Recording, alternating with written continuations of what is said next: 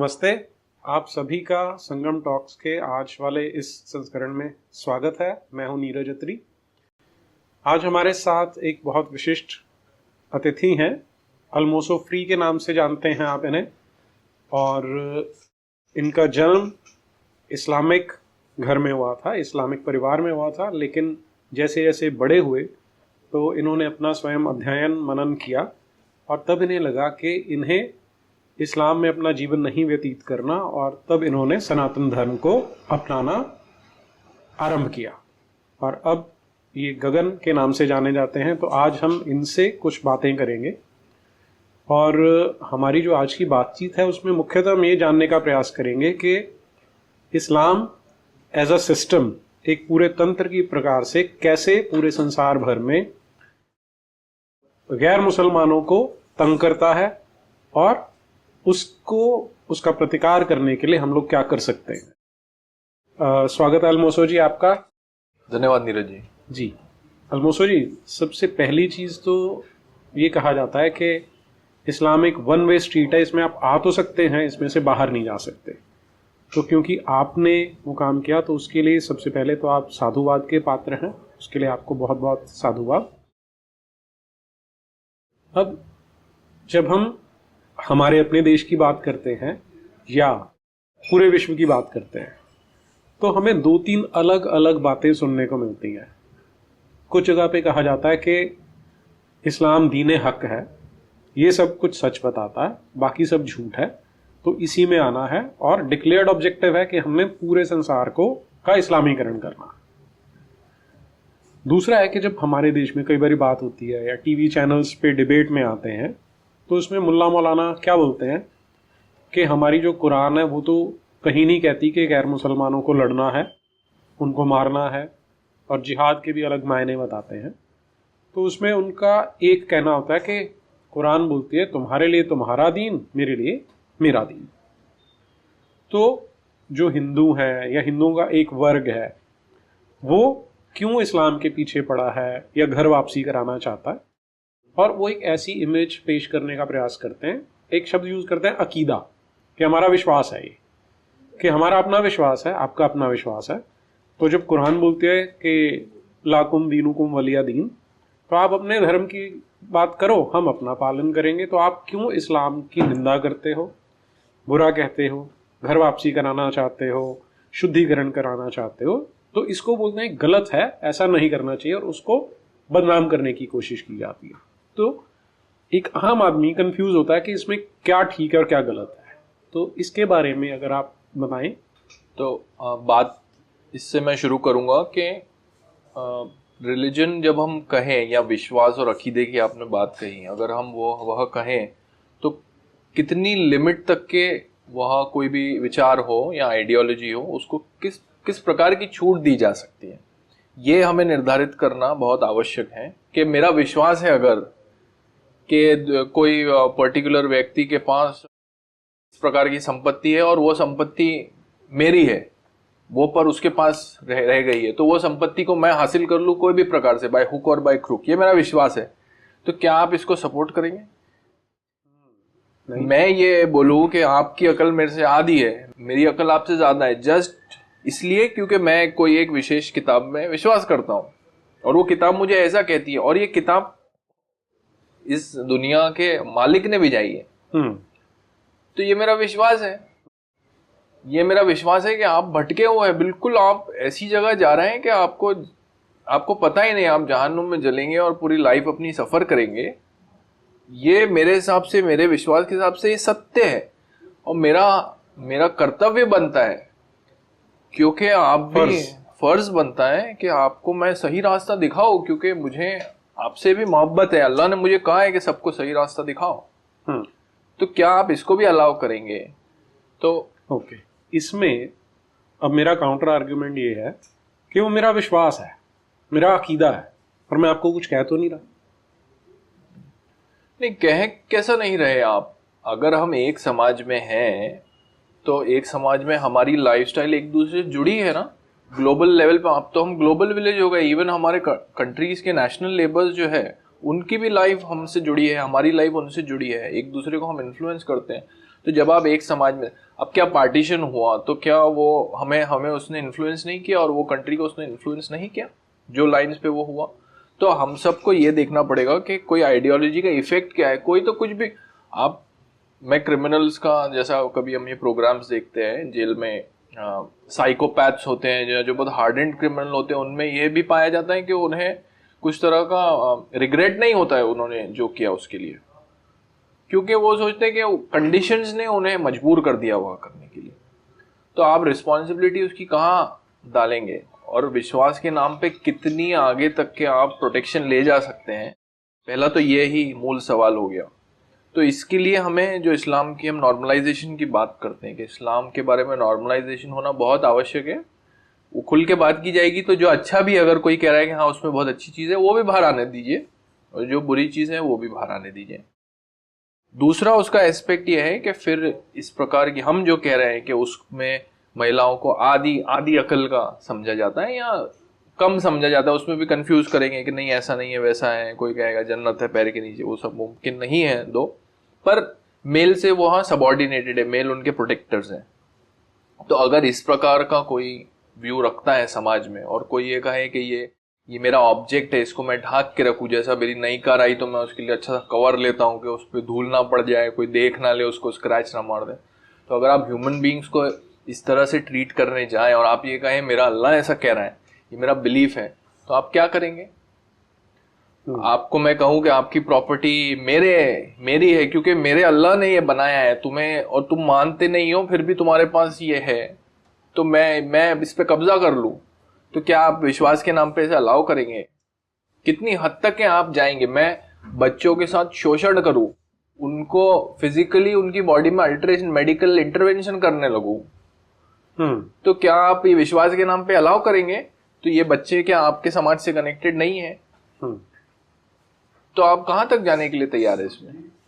आप यहाँ पर खतना की बात कर रहे हैं जो पुरुषों में और महिलाओं में किया जाता है, जो कि एक तरह से यदि देखा जाए तो उन बच्चों के जो राइट्स हैं, अधिकार हैं, उनका वायलेशन है, क्योंकि उस बच्चे को तो पता भी नहीं, भगवान ने जब उसे जन्म दिया तो उसको पूरा शरीर दिया था, लेकिन यहाँ पर एक अकीदे के नाम पे उनके शरीर को बिगाड़ दिया जाता है, और वो एक ऐसा नुकसान होता है जो कभी भी वापस नहीं आने वाला, इर्रिपेयरेबल डैमेज होता है।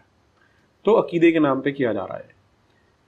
आपकी बात इतनी ठीक है। दूसरा जो आपने प्रश्न उठाया कि अब मान लीजिए कि मैं एक हिंदू हूँ, मैं गंगा नदी के किनारे जाता हूँ, स्नान करता हूँ और वहाँ जाके ध्यान लगा रहा हूँ, ये मेरा धर्म मुझे कहता है, मेरा विश्वास मुझे कहता है। पीछे से एक मुसलमान आता है कुरान पढ़ता हुआ कि जो मूर्ति पूजक हैं ये सब मखलूक से बदतर है, इनको मारना है, वो आके मेरा गला काट देता है।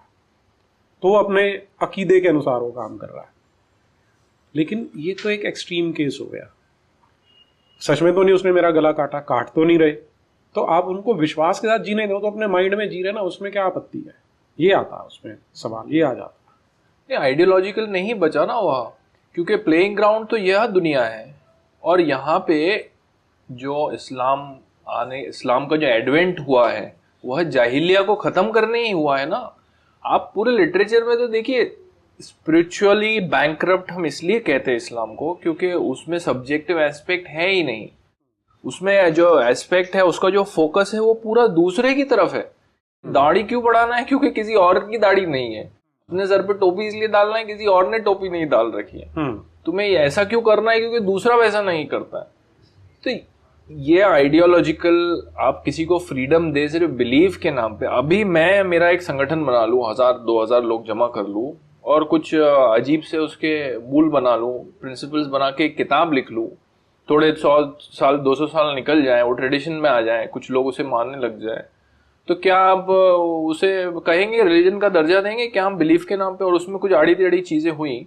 कल्ट का यही आइडिया होता है। Religion is a very evolved cult, जिसने बहुत समय तक के अपने आप को सस्टेन कर लिया है, धीरे धीरे चेंज कर लिया है।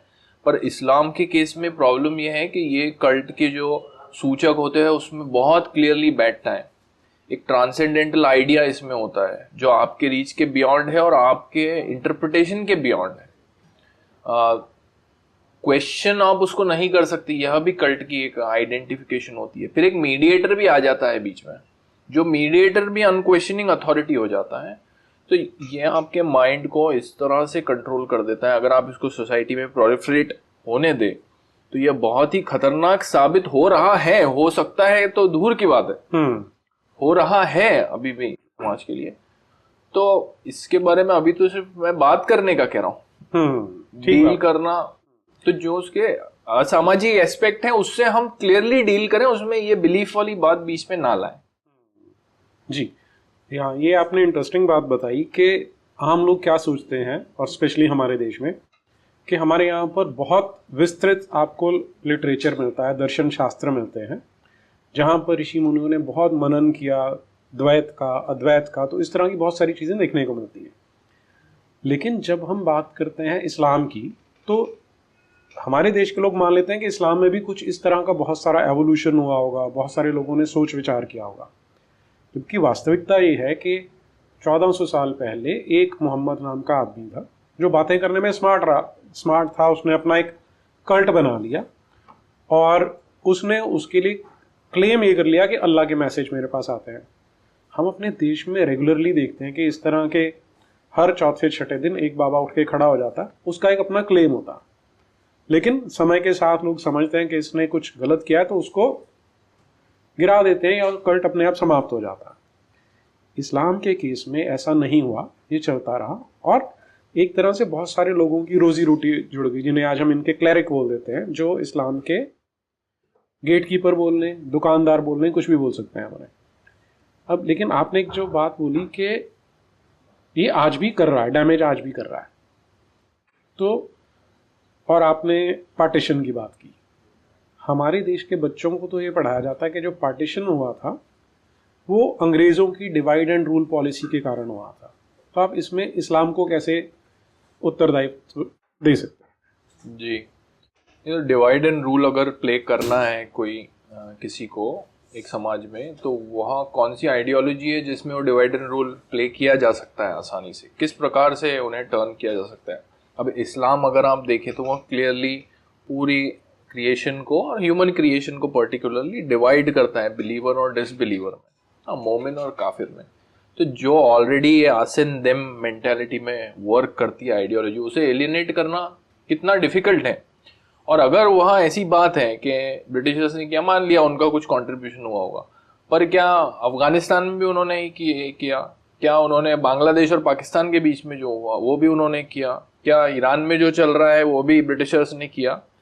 क्या सीरिया और मिडिल ईस्ट में जो हालतें हैं, जो जिस प्रकार का हम ऑर्थोडॉक्स वर्जन देखते हैं वहाँ, क्या वह भी ब्रिटिशर्स ने किया है क्या? जो एक्स मुस्लिम्स का परसिक्यूशन हम देखते हैं, ब्लास्फेमर्स का परसिक्यूशन हम देखते हैं ना, इतना वायलेंट परसिक्यूशन है उनका कि आप इसलिए हमें क्रिटिक मिलती नहीं क्योंकि वो बचते नहीं। ऐसा नहीं वो क्रिटिक है नहीं, जो दिखता है वो बचता नहीं। तो ये क्या ये सब ब्रिटिशर्स ने किया, जो जिसका बेसिस ही यही है गलत और सही। मैं ये बेसिक सवाल पूछ रहा हूं कि ये आइडियोलॉजी में आप क्या ढूंढ रहे हैं? आप कल्चरली मुस्लिम हैं वो भी हम समझ गए, आप पैदा हो गए वो भी हम समझ गए, बहुत साल निकल गए। इसमें आप क्या सीख कर सकते हैं अदर देन एक्सरसाइजिंग, ऊपर नीचे जाके 5 समय या कुछ सुन के आपको अच्छा महसूस होता है? थ्योरेटिकली क्या है? फिलॉसफी तो है ही नहीं। तो आप क्या सीख कर रहे हैं इसके अंदर? क्या आप किसी का सप्रेशन, औरतों का सप्रेशन सीख कर रहे हैं इसके अंदर? क्या आपसे जो लोग डरते हैं कि ये व्यक्ति इस प्रकार की आइडियोलॉजी मानता है, क्या आप उस प्रकार का व्यवहार सीख कर रहे हैं समाज में कि आपको लोग अपीस करें, आपसे डरे और आपको कुछ कहे ना, और आपको कहे तो आप इमीडिएटली विक्टिम बन जाए कि फोबिया है पूरी दुनिया को, इससे ही क्यों फोबिया है? तो ये क्या ये सब दूसरों ने किया है क्या? ठीक बात। अच्छा, ये जो आपने फोबिया की बात की, अभी आजकल क्या हो रहा है संसार भर में, एक टर्म कॉइन की है इस्लामोफोबिया। अब इस्लामोफोबिया हम यूज़ करते हैं जहाँ पर कोई इर्रेशनल फियर हो, कि जिसमें डरने की आवश्यकता नहीं है, आप उससे डर रहे हैं। मान लीजिए गिलास सामने रखा है और कोई उसे डरने लग जाए, पानी से डर लगता है उसे, तो इर्रेशनल माना जाता है। लेकिन यहाँ पर जब हम इस्लाम की बात करते हैं तो उससे डरना रैशनल है या इरैशनल है? इस्लाम से डरना रैशनल है मुझे लगता है, क्योंकि वह कहता ही यह है कि जो इस्लाम में नहीं मान रहा है, मानने की तो बात है नहीं, इस्लामिक पर्सपेक्टिव से अगर हम देखें तो ये दुनिया का पर्टिकुलर वे ऑफ डिस्क्रिप्शन है, ये ऐसी ही दुनिया बनी है, और जो इसमें नहीं मानता वह गुनहगार है, सबसे बदतर मखलूक है, शर्रुल बरिया। ये क्या होता है शर्रुल बरिया? शर्रुल बरिया यही उसका अरेबिक वर्ड है, वर्स्ट ऑफ क्रिएशन, है ना, उसको शर्रुल बरिया कहते हैं। तो आपको बहुत बार एक्स मुस्लिम चैनल्स पे कमेंट्स मिलेंगे, या पर्टिकुलरली हिंदू एक्स मुस्लिम के चैनल पे कमेंट मिल सकती है, इसमें वो कहते हैं जब भी हम तुम लोगों को शर्रुल बरिया कहते हैं कि तुम हाथी को पूछते हो, तुम बंदर को पूछते हो, इस प्रकार के, जब भी तुम बोले वर्स्ट ऑफ क्रिएशन हो और तुम्हारे लिए जो पनिशमेंट, तो जब इस प्रकार का आउटलुक किसी का कोई आइडियोलॉजी का हो तो फिर उसे किस तरह से हम डील करेंगे? अभी तो बोलना ही नहीं हो रहा है। तो ये बड़ी इंटरेस्टिंग बात कही आपने कि वो बोलते हैं कि तुम बंदर की पूजा करते हो, शायद हनुमान जी के बारे में कहते हैं, या हाथी की पूजा करते हो तो शायद गणेश जी के विषय में कह रहे हैं, तो इसलिए तुम शर्रुल बरिया हो, ये उनका क्लेम है। लेकिन वो किसकी इबादत करते हैं जिसके बारे में किसी को पता ही नहीं, या जो डिस्क्रिप्शन हमें मिलता है वो डिस्क्रिप्शन क्या है कि अल्लाह नाम का गॉड है, 7वें आसमान पे बैठा। तो 7 आसमान नहीं है, अगर 7 आसमान ही नहीं है तो अल्लाह भी नहीं हो सकता। चलिए थोड़ी देर के लिए इसे मान लिया, फिर वो अल्लाह वहां से पैगाम भेज रहा है, तो सारे का सारा हवा के महल के ऊपर खड़ा है, उसे मानना ठीक है। लेकिन अगर अब हाथी तो एक क्रिएशन है, उस आप गणेश जी नहीं बोलना चाहते, आप उसको डेरोगेटेड टर्म में हाथी भी बोल देते हैं, तो भगवत गीता में तो आता है कि जब आप एक चंडाल में, एक कुत्ते में, एक हाथी में, एक ब्राह्मण में, सब में ब्रह्म को देखते हैं, भगवान को देखते हैं, तो तब आप सच में एक योगी बनते हैं। ये सनातन दृष्टि है। दूसरी ओर ये जो आप बता रहे हैं कि वो इसको मॉक करते हैं, तो इस तरह की ब्रेन वॉशिंग कैसे पॉसिबल है? क्योंकि आप उस समाज से निकल के आए हैं, तो क्या इस लेवल की ब्रेन वॉशिंग है, और है तो कैसे हो जाती है? जी, इस लेवल की ब्रेन वॉशिंग मुझे लगता है कि बचपन से जो जैसा बच्चा पैदा हुआ उसे इमीडिएटली डिलीवर करके लाएं, तो जब आप उसे पहली चीज़ यहाँ बता दें उसके कान में कि अल्लाह अकबर, अशहदु अन ला, इसके अलावा कोई नहीं है, और ये मोहम्मद ने जो बताया यह उसको समझने का तरीका है। और फिर जब वो ट्रेडिशन में बड़ा होता है तो जो एस्पेक्ट्स उसको इस्लाम बताता है रियलिटी के और गॉड के, उसके अगेंस्ट जो भी एस्पेक्ट दिखते हैं तो उसका एक बायस होता है, वो उसमें नेगेटिव चीजें ढूंढने लगता है फिर कि देखो यहाँ तो हम वजू बनाते, कितने दिन में 5 बार वजू बनाते हैं, पर सामने वाला तो नहा 1 बार नहाता है दिन में। और किस तरह से कोई जानवर को इस प्रकार की जगह दे दी गई कि वो सबसे उसको डिवाइन माना जा रहा है, कि ये उनके लिए बड़ा आसान होता है, पर उसके पीछे का लॉजिक वो समझ नहीं पाते कि किस तरह का कॉन्ट्रडिक्शन दिखा के यह भी बताया जा सकता है कि रियलिटी ऐसा ही नहीं कि सिर्फ ह्यूमन फॉर्म में भी आप देख सके, ट्रूथ को हर जगह आप परसीव कर सकते हैं वो रियलिटी को। तो ये एस्पेक्ट वो नहीं समझते, वो ये सोचते हैं कि क्या कोई भी चीज को उठा के तुम पूजने लगते हो, पर वो ये नहीं देखते कि क्यों पूज रहा है ये व्यक्ति इसको, क्या इतना डिफिकल्ट है समझना कि ये कोई एनिमल फॉर्म है, उसमें क्या है डिफिकल्ट है समझना। वो तो पूजने वाला भी समझता है उसको, पर वो क्यों कर रहा है ये बात वह भूल जाते हैं। तो ये कंसिस्टेंटली जब आप उसमें ग्रो हो, और क्योंकि मैं इस प्रकार के मैं ज्यादा लोगों को नहीं जानता हूं जो इतने वायलेंटली ऑपोजिट हो इस तरह के सिंबल्स के, पर ये मैं सुन्नी एस्पेक्ट्स में ज्यादा देखता हूँ, और ऑनलाइन इंटरेक्शन हम देखते हैं तो उसमें मुझे ज्यादा पता चलता है। पर जो फॉर्म गिविंग का आइडिया है कि आप कोई भी डिवाइन को कोई फॉर्म में नहीं बाइंड कर सकते, ये मैंने इवन पढ़े लिखे और जो मॉडरेट्स होते हैं उनमें भी देखा है कि अगर उनका बच्चा कहीं कोई मूर्ति देख लिया, शंकर जी की कहीं देख लिया, तो एकदम हाथ जोड़ के हाथ जोड़ लिया उसने, तो उसको वो लोग मना करते कि नहीं ये सब मत करो तुम। पेड़ को उसने देख लिया तो अगर वहाँ कुछ बना हुआ है वहाँ वो खड़ा हो गए करने लगे, तो उसे उसे रोकते हैं। तो ये इंडोक्ट्रिनेशन मुझे लग रहा है उनका कंटिन्यू होता है हमेशा के लिए। ओके, तो जब उनका कहना ये है, ये जो क्लेम है एक मोहम्मद ने जो शुरू कर दिया कि कोई चीज़ जो क्रिएट हुई है आप उसकी पूजा नहीं करेंगे, उसकी इबादत नहीं करेंगे। मैं इसे ऐसे देखता हूँ कि जैसे हमारे यहाँ गंगा को गंगा माँ कहते हैं, कुछ लोग नदी बोल सकते हैं उसे। तो जब आप गंगा को पवित्र मानते हैं तो आप कभी भी उसमें जाके मल मूत्र का त्याग नहीं करेंगे, आप उससे दूर करेंगे। तो गंगा पवित्र है, और जितनी सभ्यताएं अगर हम ऐतिहासिक रूप में देखें जो पनपती थी वो नदी के किनारे ही पनपेंगी, क्योंकि पानी के बिना आप सरवाइव नहीं कर सकते। तो उसे पूजा करने का या उसको पवित्र मानने का एक कारण होता है। लेकिन आप जो बता रहे हैं कि उनका उस लेवल तक सोच ही नहीं पहुंच पाती, और उसका परिणाम ये है कि उनके अंदर एक अलग तरह का भाव जगता है, प्लस उनको एक नफरत करना सिखा दिया गया कि सब मखलूक से बदतर है।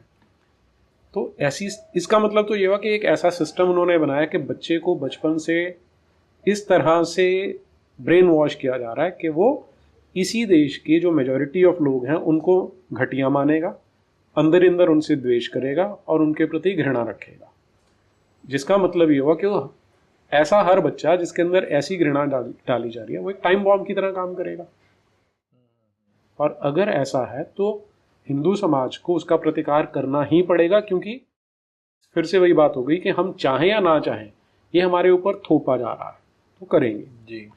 एक जो आपने बात कही कि बचपन से उसे बताया जाता है कि अल्लाहु अकबर। अब जो अकबर है वो सुपरलेटिव नहीं है, वो कंपैरेटिव टर्म आती है कि अल्लाह बड़ा है, महानतम नहीं है। तो अल्लाह किस से बड़ा है, वो प्रश्न उठता है, क्योंकि कुरान की एक आयत आती है Allah is best of the creators. तो इसका मतलब है कि कई सारे क्रिएटर्स हैं और उनमें से अल्लाह जो है वो बेस्ट क्रिएटर है। तो अपने आप में कॉन्ट्राडिक्शन हो जाती है। तो ये दो चीज़ें आ गई। पहली ये कि हम ये बोल रहे हैं कि अल्लाह कई क्रिएटर्स में से एक है जो तौहीद के अगेंस्ट चला गया, जो उनकी मोनोथीज़म है उसके अगेंस्ट चला गया।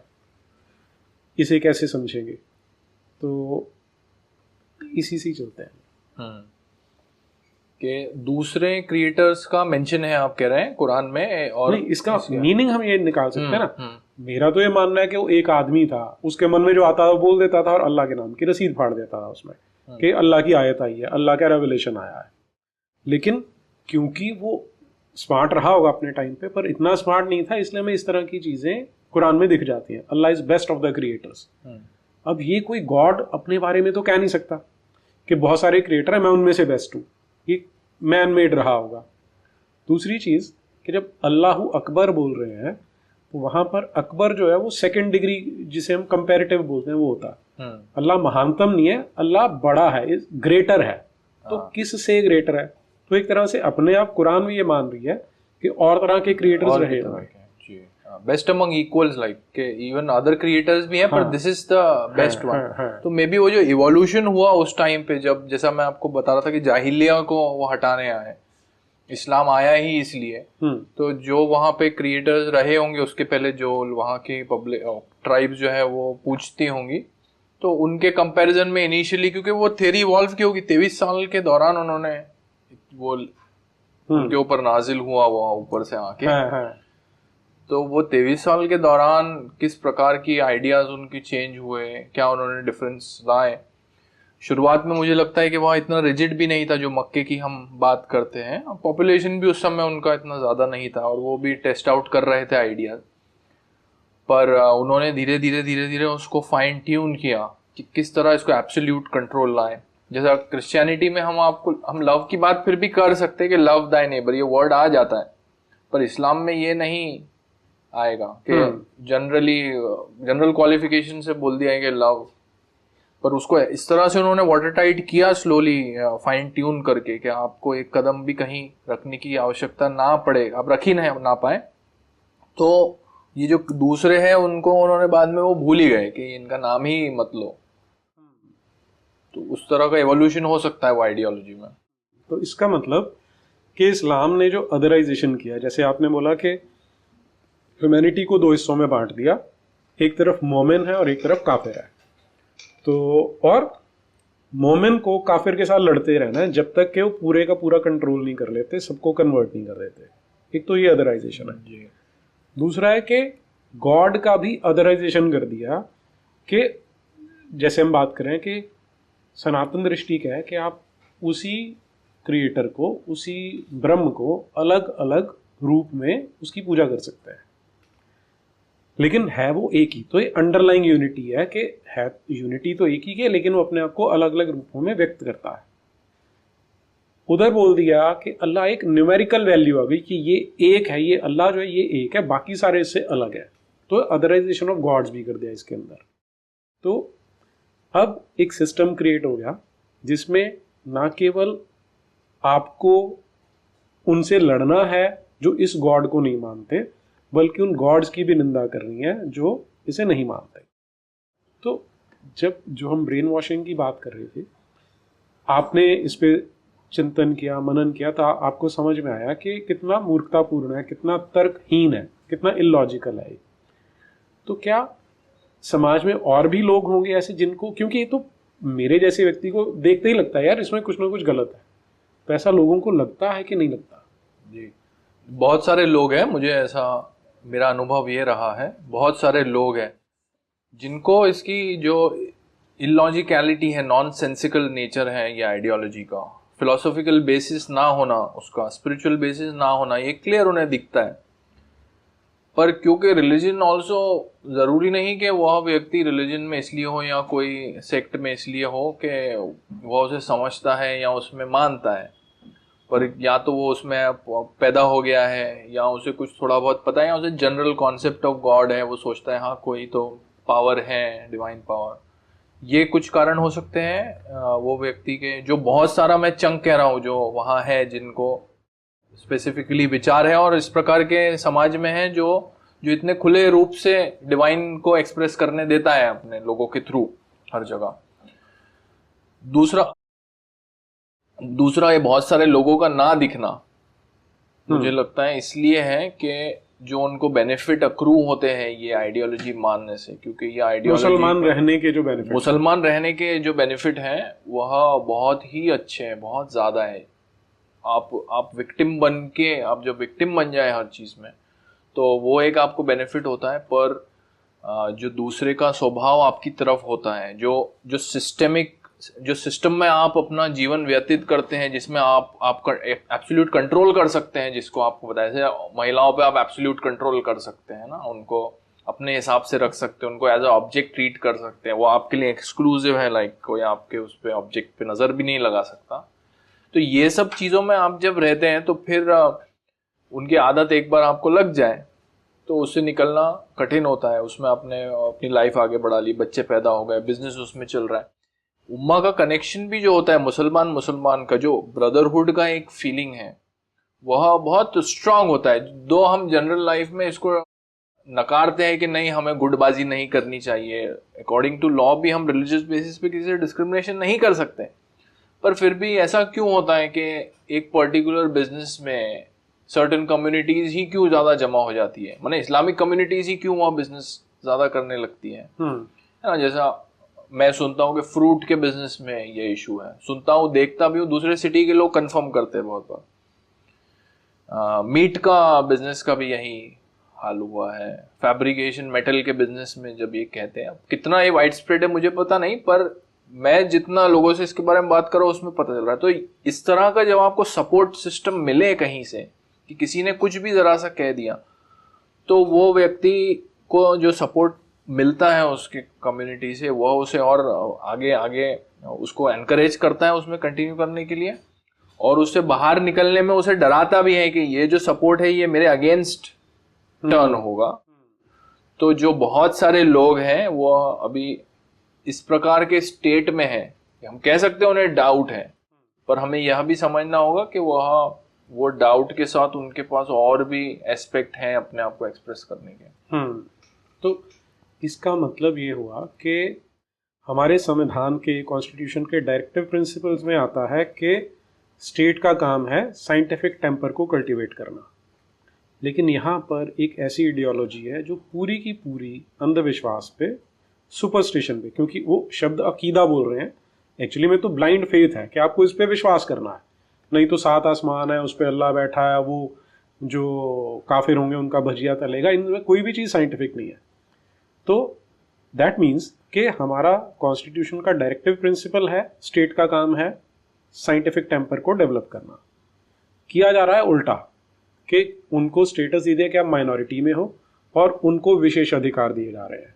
अभी हमारे जो पॉलिटिशियन है वो बढ़ चढ़ के बोलते हैं कि देखिए जी, हमने तो मुसलमानों को इतने परसेंट ये बेनिफिट दे दिया, इतने परसेंट ये दे दिया। तो एक तरह से हमारा जो पॉलिटिकल सिस्टम है, पॉलिटिकल क्लास है, वो कॉन्स्टिट्यूशन की स्पिरिट के अगेंस्ट काम करते हुए सुपरस्टिशन को इंसेंटिवाइज कर रहा है। प्लस क्योंकि वो इतने समय से चल रहा है कि एक ऐसा ग्रुप बन गया कि हम सड़क पे गुंडागर्दी करेंगे अगर हमारी बात नहीं मानी, तो गुंडे के आगे लोग झुकने शुरू हो गए। मानसिकता में आ गया कि इनको तो अलग से ट्रीट करना है, जैसे कहते हैं कि किड ग्लव्स से ट्रीट किया जाएगा। तो उनको इंसेंटिव मिल रहा है अंधविश्वास में रहने का, उनको इंसेंटिव मिल रहा है इसमें से बाहर ना निकलने का, उन्हें इंसेंटिव मिल रहा है अपने आप को उसी 7th सेंचुरी के कल्ट में रखने का, बजाय कि वो 21st सेंचुरी के जो साइंटिफिक इन्वेंशंस हैं, जो जिनको हम एंजॉय करते हैं, उसको करें। तो ये तो अपने आप में एक, मुझे लगता है कि पूरे समाज के लिए सोचने का विषय होना चाहिए कि हम एक बहुत बड़े चंक को, जो 15-16% है, हम उनको किस गर्त में डेलिबरेटली, कॉन्स्टिट्यूशनली, सोशली, मॉरली धकेल रहे हैं। और नहीं आप करेंगे ऐसा तो वो कहेंगे कि आप हमें विक्टिम बना रहे हैं, आप हमें चिल्लाने दें लाउड स्पीकर से दिन में 5 बार, और अगर आप वो नहीं करने दें तो कहेंगे कि आप हम पे शोषण कर रहे हैं, विक्टिम बना रहे हैं हमें। आप हमें जानवरों को काटने दें अंधाधुन, ना वायलेंस करने दें, उसे काट के कहीं भी टंगाए हम, हमारी जहाँ मर्जी हो उसे बेचे, है ना, दूसरे का सेंटिमेंट का कोई केयर ना करें कि जो जिसने बचपन से ही वो दिशा में सोचा नहीं और जिसे इस प्रकार का मांस और खून देखने की आदत ही ना हो, उसे आप मजबूर करें और फिर उसमें अपने साथ हर प्रकार की आइडियोलॉजी को जोड़ ले कि नहीं ये आप किसी को बता रहे हैं क्या खाओ, ना कि आप किसी पशु को आपको प्रेम हो पशु से, है ना, आप बड़े हुए हो, आप इतना उसे प्रेम करते हो कि आपके परिवार का वो हिस्सा बन चुका हो, पर आप किसी को कहें कि नहीं उसे प्रोटेक्ट करा जाए तो आपको ट्राइबल कहा जाएगा। पर आसमानी किताब में विश्वास करने वाला ट्राइबल नहीं है, वो प्रोग्रेसिव है, मॉडर्न के साथ मिल जाता है समहाउ। वो उनका अकीदा है, अकीड़ा भी कह सकते हैं शायद उसे जी। लेकिन अब इसमें पॉइंट यही आ जाता है एक बार फिर से कि आपने एक बात बोली कि दूसरे के सेंटिमेंट्स का ध्यान नहीं है, लेकिन मुझे तो लगता है कि डेलिबरेटली किया जाता है, क्योंकि वो कुरान चैप्टर 9 में आयत नंबर 120 है शायद, जिसमें कहा जाता है कि तुम्हारे पास रहने वाले तुम्हारे अंदर करारापन महसूस करें, तुमने उनको तंग करना है, सख्ती देखें तुम्हारे अंदर। तो इसीलिए जो गो हत्या की जाती है वो कोई इनहेरेंट पार्ट नहीं है इस्लाम का।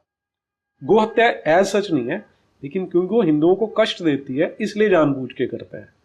और उनको इंटेलेक्चुअल कवर देने वाले जो लेफ्टिस्ट हैं वो उसके लिए अलग अलग इशू बना लेते हैं कि ये उनके लिए एक नरिशमेंट का सोर्स हो सकता है, आप उनसे छीन रहे हैं। तो दोनों मिलके काम कर रहे हैं, लेकिन मोटा मोटा ये है कि हम एक ऐसे कल्ट को राइट्स दे रहे हैं, उसको बाकियों के ऊपर सुप्रीमेसी दे रहे हैं जो स्वयं सुप्रीमेसिस्ट है, अपने आप में सुप्रीमेसिस्ट है, और उसका एंड गोल भी यही है कि मुझे सबके ऊपर सुपरसीड करना है।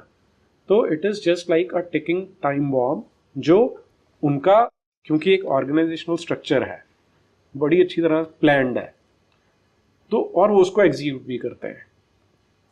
उसका एक एस्पेक्ट जिस पे हम आज बार बार स्ट्रेस कर रहे हैं कि जो नैरेटिव है, उस नैरेटिव में क्या किया जाता है कि अब हम डिस्कशन कर रहे हैं, तो ऐसे ही कहीं पे जब डिबेट आती है, डिस्कशन आते हैं इस्लाम के इश्यूज़ के ऊपर, तो सामने जो मुल्ला मौलवी बैठा है उसे पता है कि डिस्कशन 10-15 मिनट से 20 मिनट से ज़्यादा नहीं चलेगी, उतने में वो कुछ भी करके आलतू फालतू एक कोई आयत सुना के घुमा देता है, और आम हिंदू भी और मुसलमान भी कन्फ्यूजन की स्टेट में रहता है।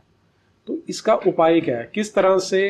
अब दो पार्ट आते हैं कि हिंदू लगातार श्रिंक हो रहे हैं, जो एक इंटेलेक्चुअल डिबेट वाला स्पेस है वो श्रिंक हो रहा है, खत्म हो रहा है, क्योंकि यहाँ तो इंटेलेक्चुअल डिबेट नाम की कोई चीज़ ही नहीं है। उससे कैसे बचना है? प्लस मुसलमानों में भी ऐसे लोग हैं जो इस तरह सफोकेट होते होंगे इसमें। तो इसका हमारे पास उपाय क्या है, क्या कर सकते हैं इसके लिए? एक तो जो बेनिफिट्स आपने भी बताया, जो स्पेसिफिक अपीजमेंट के नाम पे उन्हें मिलता है, या माइनॉरिटी स्पेसिफिकली क्लासिफाई करके जो बेनिफिट दिए जाते हैं, स्टेट बेनिफिट्स हो या कोई भी प्रकार के हो, उस पे रोक होनी चाहिए। मैं ये नहीं कह रहा उन्हें बेनिफिट्स नहीं जाने चाहिए, पर जो डिजर्विंग है, अगर इकोनॉमिक बेसिस पे बेनिफिट दिए जाए या कुछ प्रकार से वो पिछड़े रह गए हों, उस पे किया जाए। इसका यह भी इफेक्ट होगा कि क्या कारण से वह इस तरह से बन रहे हैं वो हमें पता चल पाएगा। अगर इस्लाम उन्हें इस तरह से बना रहा है, ये अभी तो रीजन उल्टा पड़ रहा है, हम कह रहे हैं इस्लाम उन्हें इस तरह से बना रहा है पर उन्हें बेनिफिट इसलिए मिल रहा है क्योंकि वह मुस्लिम है, माइनॉरिटी है। तो ये तो टोटली ऑपोजिट फोर्सेस हो गई जो एक दूसरे के अगेंस्ट वर्क करी, एक दूसरे को कैंसिल कर रही है, खत्म ही नहीं होगी। तो वो रीजन हमें जब समझ में आएंगे कि अगर कोई पिछड़ा रह जा रहा है वो इसलिए पिछड़ा रह गया है क्योंकि उसको एजुकेशन मदरसे का दे दिया है आपने, उसका प्रोग्रेसिव माइंड है ही नहीं, एक्सप्लोरिंग माइंड है ही नहीं, कि सब उसे किताब में मालूम है और वहीं पूरी दुनिया खत्म हो जा रही। तो वह एक एस्पेक्ट हो गया। और दूसरा क्या पूछा था आपने कि इसका उपाय हम क्या करेंगे? एक तो अपीजमेंट वाला हो गया। हाँ, अपीजमेंट हो गया। दूसरा उपाय यह हो सकता है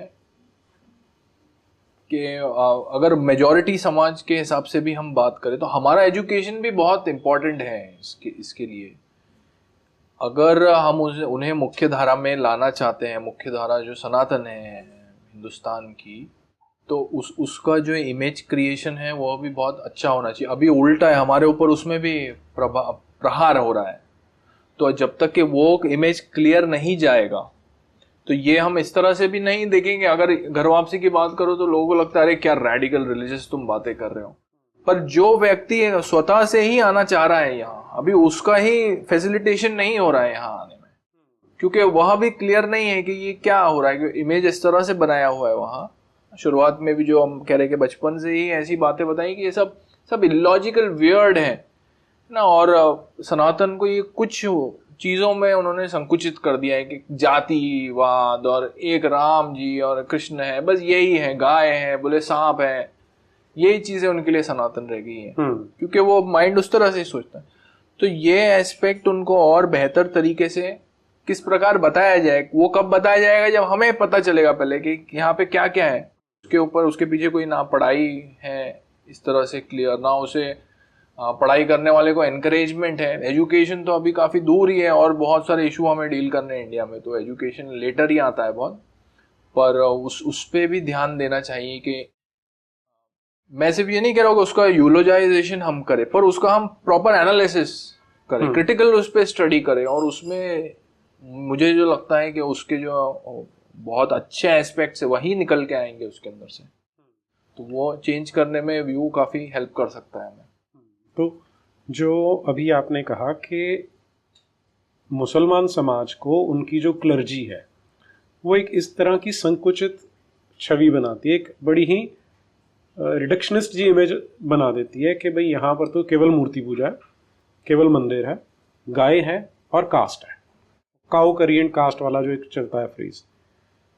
तो इसके अलावा सनातन क्या है, क्योंकि आपने तो इसका अध्ययन किया, तो अगर हम उस पर 2 मिनट हम बात कर सकें कि इसके अलावा फिर सनातन है क्या, क्योंकि लोग तो इतना ही समझ लेते हैं। जी, सनातन को मैं बड़े विस्तृत रूप से देखता हूँ। तो उसको अगर हम रिलीजन के हिसाब से भी बहुत से लोगों से समझते हैं, तो वहीं से हम अगर शुरू करें, क्या उसमें एक सिस्टमेटाइजेशन है, वो भी सही है। अगर आप सिस्टमेटाइजेशन के हिसाब से जाना चाहें तो वह भी आप उसमें ढूंढ सकते हैं कि आपको आपके लाइफ स्टेजेस, ब्रह्मचर्य, फिर गृहस्थ, वानप्रस्थ और सन्यास इसमें डिवाइडेड हैं कि आपके लाइफ के क्वार्टर्स आपको किस हिसाब से निकालने चाहिए। समाज किस हिसाब से डिवाइड हो सकता है कि उनकी क्वालिटीज़ क्या हैं, उस पर आप उसको डिवाइड कर सकते हैं। तो यह भी उसका एस्पेक्ट है। अगर आपको रिचुअलिज्म उसमें चाहिए तो रिचुअलिस्टिक बहुत ही इतने कॉम्प्लिकेटेड रिचुअल्स हैं कि आप उसमें काफी समय उस अपना निकाल सकते हो उसको समझने के लिए। यह सब के अलावा, यह डिसिप्लिन्स के अलावा कि आपके जो एवरीडे ड्यूटी है, जो आपकी ड्यूटीज आपके एंसेस्टर्स की तरफ है, आपके लिविंग फैमिली की तरफ है, आपके बच्चों की तरफ है, इन सब के अलावा वो जो उसका फिलोसॉफिकल बेसिस है, जो मूल है सनातन का, वह उसके फिलोसॉफिकल स्कूल्स में दिखता है कि जो उसके षड दर्शन हम कहते हैं कि सांख्य, योग, न्याय, वैशेषिका और उत्तर मीमांसा और पूर्व मीमांसा। पूर्व मीमांसा माने पूर्व मीमांसा माने उत्तर मीमांसा, उत्तर मीमांसा माने वेदांत। तो यहाँ पे उसके हमें फिलोसॉफिकल एस्पेक्ट्स पता चलते हैं कि ये जो बातें कही जा रही हैं इनका बेसिस क्या है। उनका बेसिस क्वालिफाइड नहीं होता है, इसलिए जो इतने सारे गॉड्स की बात होती है, कहते 33 करोड़, कोई कह रहा है कि नहीं 33 करोड़ नहीं 33 कोटि है, तो वो 33 नंबर है। वो नंबर से मैं नहीं सोचता कि कुछ इतना डिफरेंस पड़ता है कि हर व्यक्ति अपना एक्सप्रेशन दे सकता है डिवाइन का। तो ये जो फिलोसॉफिकल आउटलुक है देखने का कि क्या चीज इतने सारे डिवाइन एक्सप्रेशंस में रिजल्ट कर रही है, इसके पीछे का कॉज क्या है। Cause not as a creation but cause as something which is at the basis of this arising world, है ना, और manifesting world। इसलिए वो creation के बजाय arising world better suited है। सनातन कॉस्मोलॉजी को अगर हमें बात करना है या क्रिएशनिज्म somehow उसमें हमें बोलना है, तो वो जो उसका बेसिस है वो टोटली अनक्वालिफाइड है। वो अनक्वालिफाइड बेसिस होने की वजह से ही, उसका ये मतलब नहीं है कि जो क्वालिफिकेशन है वो उसके नहीं है, पर क्योंकि वो स्वतः अनक्वालिफाइड रहता है, जो उसे क्वालिफाई करता है वो उसको अपने साथ अकोमोडेट करता है।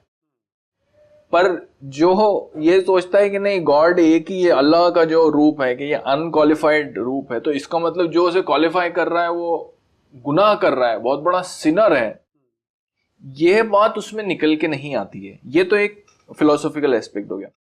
दूसरा उसका एस्पेक्ट है जो उसका सब्जेक्टिव एस्पेक्ट है। जो सनातन, जब आप उसकी फिलोसफी पढ़े, वेदांता पर्टिकुलरली, तो जो आपके चिंतन का, आपके कॉन्टेम्पलेशन का डायरेक्शन होता है सनातन में, वो जो है बाह्य, जो हमारा कॉन्स्टेंट अटेंशन ऑब्जेक्ट्स में है, हमारे थॉट्स में है, हमारी बॉडी में है, लोगों की तरफ है, ऑब्जेक्ट्स में है, वह जो उसका जो टर्निंग है अटेंशन का, वह जो है वो अंदर की तरफ ले आता है, जो सब्जेक्टिव एस्पेक्ट हम कहते हैं। अब इसमें हम वो स्पिरिचुअल वर्ड में यूज करूं, पर उसमें भी थोड़े कॉनोटेशन है। स्पिरिट मतलब कोई गोस्टली चीज की बात नहीं कर रहा हूं मैं, इविल टाइप की और या पैरानॉर्मल की, बट स्पिरिट माने कॉन्शियसनेस को मैं अपने रेफर कर रहा हूँ, चेतना को रेफर कर रहा हूँ। उसका एनालिसिस, उसका अवेयरनेस लोगों में कम होता है जब हम ऑब्जेक्ट्स में कॉन्स्टेंटली खो जाए, थॉट्स में खो जाए। यह टर्निंग, ये मेडिटेशन के थ्रू भी वहां आपको बताता है। इस प्रकार का चिंतन जो है आपको इस्लाम में देखने नहीं मिलेगा। सेल्फ की बात ही नहीं है। सेल्फ क्या है? आपकी वो रूह, एक एनर्जी है उनके अंदर, उसका स्वभाव क्या है, वह किस प्रकार से अपने आप को एक्सप्रेस कर रहा है, क्यों वह इस प्रकार का है, उसके क्या संबंध है दूसरे के साथ, क्यों वह एक ही है, किस प्रकार से उसके एक्सप्रेशन हम स्लीप, अवेकफुलनेस में देख सकते हैं, डीप स्लीप में देख सकते हैं। तो ये सब बातें जब मिसिंग है तो आप वहां करेंगे क्या? आप नमाज बस पढ़ लीजिए, सीख लीजिए उसको कैसे पढ़ना है, और सर्ट होगी अपने 10-12 दिन में हो जाएगा आपका काम। तो दैट अब दो ऐसे सिस्टम है जो आपस में, जिनमें कोई कंपेटेबिलिटी नहीं है, जिनका आपस में कोई मैच भी नहीं है। एक तरफ हम बात कर रहे हैं इस्लाम की, जो अपने आप में एक कल्ट है, जो एक आदमी ने 1400 साल पहले शुरू किया और उसको तलवार के जोर पे, गन्स के जोर पे इतना फैला दिया गया कि अब वो कल्ट की बजाय रिलीजन के नाम से जाना जाता है। दूसरी ओर एक सनातन संस्कृति है जिसमें सैकड़ों ऋषियों ने काम किया, एक एवोल्यूशन हुआ उसका। जैसे आपने बोला कि केवल अगर हम षड दर्शन को ध्यान से देखें, और षड दर्शन में भी अगर हम एक अकेले योग को ही देखना आरंभ करते हैं, जो पतंजलि योग सूत्र हैं कि यम, नियम, आसन, प्राणायाम, प्रत्याहार, धारणा, ध्यान, समाधि, तो आपको एक्सटर्नल से इंटरनल लेके जा रहा है, क्योंकि वो एक सिस्टम बना है जिसको ऋषियों ने एक्सपीरियंस किया। जो उस रास्ते पे जाएगा वो उसे एक्सपीरियंस कर सकता है, और फिर वो ब्रह्म तक पहुंचता है नहीं पहुंचता, वो उसके अनुभव पे निर्भर करेगा कि उसने कितना प्रयास किया था। उसको हमने किसके सामने पिट किया हुआ है? एक ऐसे सिस्टम के अगेंस्ट जहां पर ये सोचने की ऑप्शन ही नहीं है। अगर आप ये सोचने लगते हो तो वहां पर तकलीद का कॉन्सेप्ट आ जाता है कि अकल नहीं लगानी तुझे, तो ये तो बस ये रेडीमेड किताब है जो वो आदमी ने ला दी थी 1400 साल पहले, जिसका कोई प्रूफ नहीं है, ना एक्सपीरियंशियल ना हिस्टोरिकल, उसको मानना है। तो एक ऐसी मिसमैच्ड लड़ाई है जो थोपी जा रही है सनातन समाज पे। तो इसमें एक नाम दिया जाता है जिहाद का। जिहाद को जब समझने लगते हैं तो इसके ऊपर इसको ऑब्सक्योर करने में इस्लाम के दुकानदारों ने बहुत काम किया है कि लोगों को जिहाद की असलियत पता ना लगे। लेकिन हमारे यहाँ जो नई नई टर्म्स हम देखने को मिलती है, लैंड जिहाद, लव जिहाद, वूंड जिहाद, आर्म्ड जिहाद, अभी नया एक क्लेम जिहाद आ गया है। और ये मुझे लगता है सबसे इंपॉर्टेंट क्लेम जिहाद है कि इस्लाम है कि सिर्फ क्लेम्स ही तो है। क्लेम है कि अल्लाह है, क्लेम है कि तुम मोमिन हो, तुमने काफिरों को मारना है। अब लेटेस्ट क्लेम आ गया कि जो ओम है वही तो अल्लाह है। तो ये जो इतने जिहाद हो रहे हैं, पहले तो जिहाद का मीनिंग क्या है उसको कैसे समझे हम, क्योंकि वो एक गांधी जी ने बोल दिया था कि तो अंदर की बुराइयों से लड़ने का नाम है। तो क्या वो ठीक है? हाँ, एक तरह से वो ठीक है, क्योंकि अगर आप अंदर की बुराइयों से पहले ना लड़े, माने अंदर का आपका जो जाहिल है, जो दूसरी प्रकार की चीज़ों को सोचता है कि इसको अल्लाह से हम कंपेयर कर सकते हैं, या ये भी सही है दूसरा कुछ और सही है अल्लाह ने जो कहा उसके अलावा, तो वह जिहाद आपको पहले करना पड़ेगा बाहर जाने के पहले। तो पहले आप वह भी करें, या ज़रूरी नहीं पहले वहाँ करें, आपको अकल ही ना हो और आप सोचते हो कि हाँ बस वर्ल्ड ऐसा ही है, तो एक्सटर्नल भी आप कर सकते हैं। पर उसका मीनिंग अगर स्ट्रगल के हिसाब से हम ले तो वह दोनों तरफ चलती है कि अगर आपको बताया जा रहा है कि तुम्हें अल्लाह का परचम पूरी दुनिया में फैलाओ, जरा जाके लोगों को चेंज करो, है ना, दाई वाई उनको दावा करो जाके सब जगह, लोगों को डिस्प्रूव भी करो दूसरी आइडियोलॉजी। तो अगर आप वो करने के लिए रेडी नहीं है, उस तरह का जिहाद, या प्लेन चला के कोई बिल्डिंग में टकरा दो, वो आप करने के लिए तैयार नहीं है, तो पहले आपको इंटरनल स्ट्रगल करना पड़ेगा, ये करने के लिए रेडी होना पड़ेगा आपको। तो उस तरह से वो इंटरनल भी है ना, कि आप इतना दृढ़ संकल्प करें कि फिर जो अल्लाह ने कहा है वो पूरी तरह से, आपके नबी के खिलाफ किसी ने कुछ कहा तो मैं उसका, तो इसलिए उसको पहले इंटरनल अपने ऊपर। तो आप ये कह रहे हो कि पहले उसको अपने अंदर जो लॉजिक और जाहिलियत के बीच में जंग चल रही है उसमें से लॉजिक को मार के जाहिलियत को निकालना पड़ेगा कि मुझे इस्लाम के लिए काम करना। ठीक नहीं, जाहिलिया तो उनके लिए जाहिलिया, इस्लाम में हम दूसरा जाहिल है ना जो इस्लाम नहीं मानता है, तो वहां जंग लॉजिक और इस्लाम के बीच में चल रही है कि लॉजिक को मार के इस्लाम अपनाना है। और फिर आपने वो कर लिया, उस तरह का जिहाद आपने कंप्लीट कर लिया, तो फिर एक्सटर्नल तो आसान ही है। और फिर जो तकलीद वाली बात है, अगर आप पहले से ही आप पे नूर अल्लाह का नाजिल हो चुका है तो फिर आपको इंटरनल की जरूरत ही नहीं, आप सीधा बाहर जाइए। क्योंकि एक वर्ड्स है उसमें, वो रेफरेंस मैं आपको दे दूंगा, कि जो घर पे बैठे रहते हैं वह अल्लाह की नजर में उतना उनको क्या कहेंगे सवाब नहीं मिलेगा, या उनकी वह पोजीशन नहीं है अल्लाह की आंखों में जितनी जो अल्लाह की राह में लड़ता है उसकी है। तो इसका क्या मतलब हुआ फिर, है ना? इसका कुछ तो मतलब है कि आप लड़े अल्लाह की राह में, तो इसका मतलब एक्सटर्नल का एक उसमें प्राइमेसी है एक्सटर्नल इन्फ्लुएंस की। इंटरनल आप क्या करेंगे? आप बिलीव बना लिए कि हाँ मैंने मान लिया, उसके आगे क्या करेंगे आप? उसकी ज्यादा किताब है, आप कुछ आपको एक्शन तो करना ही पड़ेगा, एक्सटर्नल जिहाद करना ही पड़ेगा, नहीं तो उसका कोई मतलब ही नहीं है। तो और ये जो आपने पर्टिकुलर आयत बोली है, इसमें जहां तक मुझे याद है शब्द है किताल फी सबीलिल्लाह, कि किताल करना है। तो किताल अपने आप में कत्ल के रूट से बनता है, जिसका मतलब ये कि आपने लड़ना है और ये इंटेंशन है कि सामने वाले का कत्ल करना है, तो वो किताल फी सबीलिल्लाह आ जाता है, जिसे हम गलती से जिहाद मान लेते हैं। क्योंकि अगर पूरी कुरान देखेंगे तो जिहाद शब्द 35 बार आता है, किताल शब्द 123 बार आता है, तो डेफिनेटली किताल जो है वो ज़्यादा इंपॉर्टेंट हो जाता है। तो ऐसे में अगर हम, तो एक तरह से जो एक बड़ा कॉमन फ्रेज है क्लैश ऑफ सिविलाइजेशंस, हम अपनी आंखों से रोज इसे होता हुआ देख रहे हैं कि एक तरफ सनातन सभ्यता है जो संसार की सबसे पुरानी सिविलाइजेशन है, उसके साथ अब इस्लामिक को सिविलाइजेशन कहना चाहिए या अनसिविलाइज कहना चाहिए, उसे अगर हम छोड़ दें थोड़ी देर के लिए, तो ये जो क्लैश है इसमें हम ये सारे गैर मुसलमान मजबूरी में फंसे हुए हैं। और जो आपने इसका लिए उपाय बताया, एक आपने बताया कि जो अपीजमेंट हो रही है, जो उनको इंसेंटिव मिल रहा है, वो इंसेंटिव मिलना ख़त्म होना चाहिए, क्योंकि उनको ऑलरेडी पहले से इंसेंटिव है, प्लस स्टेट पॉलिटिकल सिस्टम उनको इंसेंटिवाइज कर देता है और सोशल स्ट्रक्चर उनको इंसेंटिवाइज करता है। इस पे रोक लगानी पड़ेगी। दूसरा आपने कहा कि इस्लाम के एस्पेक्ट्स को क्रिटिकली एनालाइज करने की आवश्यकता है, जो कि सनातन की वर्षों पुरानी परंपरा है, सदियों पुरानी परंपरा है, कि यदि किसी ने कोई एक क्लेम किया है, कोई एक विचारधारा है, तो हम उसको क्रिटिकली एनालाइज करते हैं, समझते हैं। अगर उसमें कोई समाज के लिए लाभदायक है तो उसको हम उपयोग में लाते हैं और बाकी का छोड़ देते हैं। तो जब तक हम इस्लाम के ऊपर डिस्कशन ओपनली नहीं करेंगे, तब तक लोगों को पता ही नहीं चलेगा कि किस तरह की आइडियोलॉजी है, किस तरह का इसका फाउंडर था, और उसको आइडियलाइज करने की आवश्यकता है या उसको डिस्कार्ड करने की आवश्यकता है, ये पता नहीं चल पाएगा जी।